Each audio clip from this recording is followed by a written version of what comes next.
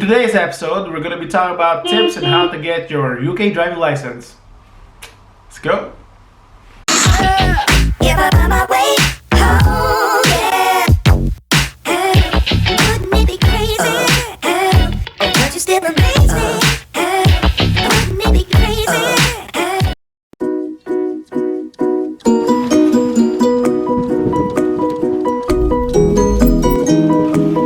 What's up, Kabayan? Lau here for Life in the UK. If you're new around here, welcome to the channel. But if you're already part of the Kabayan squad, nice to have you back.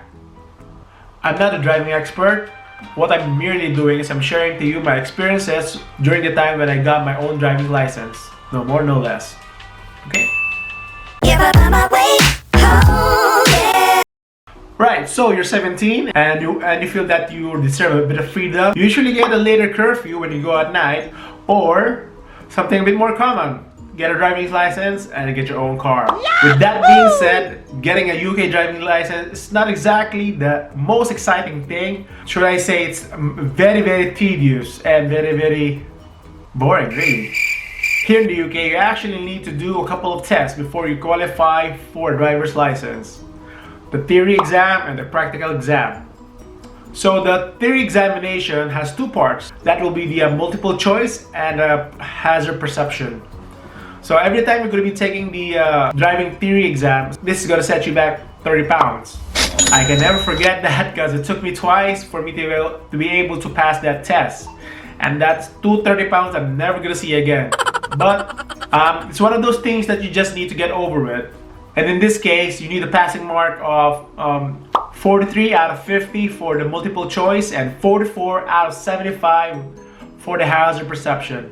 So it's not that you need just walk into an office or you just Google it and walk to that office and do the exam. No, what you need to do is you need to book the testing date for yourself. As soon as you show up for your appointment for your test, just go to the building, make sure you're not late, and don't be nervous. There's a lot of ways for you to be able to study for the theory exam. So you can study using books, you can even do DVDs. But personally, what I did is I just downloaded an app from my phone. It saved me about 5 pounds. And what I did was after I booked my exam, which is what, a month from the date I booked it. So what I did personally was I did the practical test or the mock test almost every day, because if I'm not mistaken, there's about 500 questions out there and they're going to be only asking you 50, so you gotta be ready for all the questions. So the best way to do it is to practice every day, do a mock exam at least twice a day, so that you'll be coming across the questions that you've encountered before, and if you don't know the question, the app will tell you the correct answer anyway, so that will hopefully get stuck in your head, and come testing day, you'll be alright. Both of the tests are computerized, so you will have a headset, a mouse, and a computer in front of you. No paper is going to be allowed there. No, nothing, not even a watch or a smartwatch like in my case. So they're going to be checking all of your pockets before you go into your cubicle. I guess to prevent cheating or whatever, but they're very strict with that. And if you got a lot of stuff with you, they will provide you a locker before you enter the testing room, so you're going to be clear and good to go. And if you need assistance in reading the examination, or to be if you're not very computer savvy, they will ask you anyway if you're going to be needing assistance or not. On the day of the exam, you're going to be given 57 minutes to do the multiple choice and hazard perception. So with that being said, you don't need to rush yourself in answering all of the questions. This is not a race. You can take as much time as you want, and if you're not sure about the answer to that question, you can skip and come back for it later on after you're done with the other questions. In my experience, that's the way how to do it. Don't rush yourself, because better be safe than sorry. Right, so if you're able to pass your test in the first go, your pass certificate will be valid for 2 years, meaning you must learn how to drive during that time, because if you're not able to learn how to drive within those 2 years, it will expire and they will ask you to take the exam again. And with that being said, if you want to learn how to drive, you gotta get someone to teach you, because you gotta just go out there in the road and teach yourself how to drive. That's illegal. First, you get a professional to teach you how to drive. That will set you about what, 20 to 30 pounds per hour. That 20 to 30 pounds will cover the fuel, the structure, and also the car. So I know it's very steep, but it's one of those things again that you need to go through with for you to be a competent driver, because practical test here is no joke. If they see you mount the curb or hit the curb or sidewalk, that's an automatic fail. So getting a decent driving instructor is key. Right, so after you have already honed your skills in driving and you already feel that you're confident enough, it's time for you to book your practical test. All of these links that I'm talking about, all of these booking sites I'm talking about, I will leave the links below. So the practical test will set you about 62 pounds.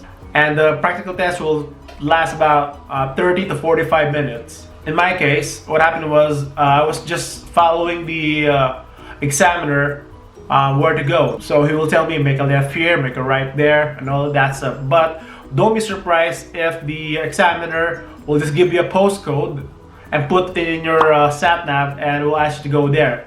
So with that, it's kind of up in the air and how you're gonna, on what kind of examiner you will get. Either way, be ready. Be sure that you're used to how to drive and navigate your sat nav at the same time, because weirdly enough, the middle of the examination or while driving, the examiner will ask you to roll down your windows or turn on the aircon or turn off the radio, and sometimes they will throw a curveball at you like make an emergency stop, something like that. So it's one of those real life situations that you need to be able to deal with, so for you to be able to pass it. And if I'm not mistaken, you're allowed 15 minor errors and you're allowed 1 major. So like if you mount a curb or you hit a sidewalk or pavement, that's an automatic fail. But if you're able to keep your cool, don't get too nervous, and just stick to what you've learned throughout the time that you were preparing for your driving, you should be alright. And just like what happened to me, I only got 3 minor errors and no major faults. So I passed my exam with flying colors, which is happy days. As soon as you're able to pass a practical exam, they'll give you a certificate, and that will essentially mean that you're okay to drive a car right away. But make sure you're insured first before you hop on your car and have a joyride. That's illegal. As soon as I passed my practical exam, I just phoned up the insurance company and asked and had me insured on the car. So the next day, I was driving. That's where we're going to be wrapping up our episode for today. Thanks so much, Kabayan, for watching. And if you haven't yet, please hit the subscribe button and the bell icon. Thanks so much, Kabayan, for watching, and I'll see you later. Bye, Kabayan.